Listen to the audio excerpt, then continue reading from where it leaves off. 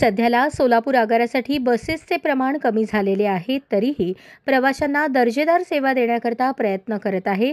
तसेच परिवहन मंत्री प्रताप सरनाईक यांनी पंचसूत्री राबवण्यासंदर्भात आदेश काढला आहे।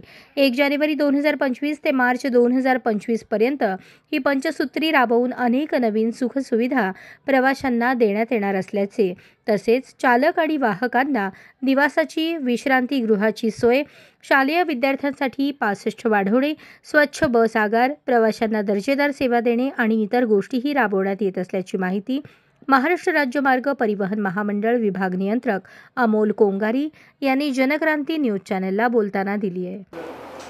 नमस्कार, मी अमोल गोंजारी, विभाग नियंत्रक, महाराष्ट्र राज्य मार्ग परिवहन महामंडळ सोलापूर विभाग।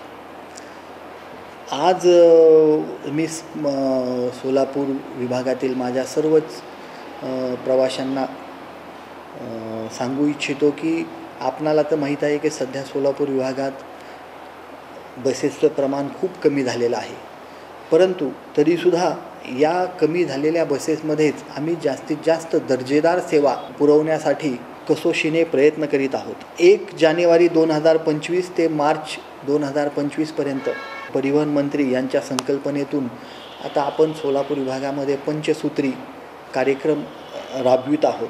यामध्ये बसस्थानक, त्यानंतर चालक वाहक यांचे विश्रांतीगृह व बसस्थानक परिसरच स्वच्छ, सुंदर आणि टापटीप करणे, त्यानंतर बसेसची सेवा वेळेवरती देणे, शालेय विद्यार्थिनींना त्यांच्या वेळेनुसार बसेस पुरवून विद्यार्थी पासेसमध्ये वाढ करणे, हे आमचं त्यामध्ये उद्दिष्ट आहे।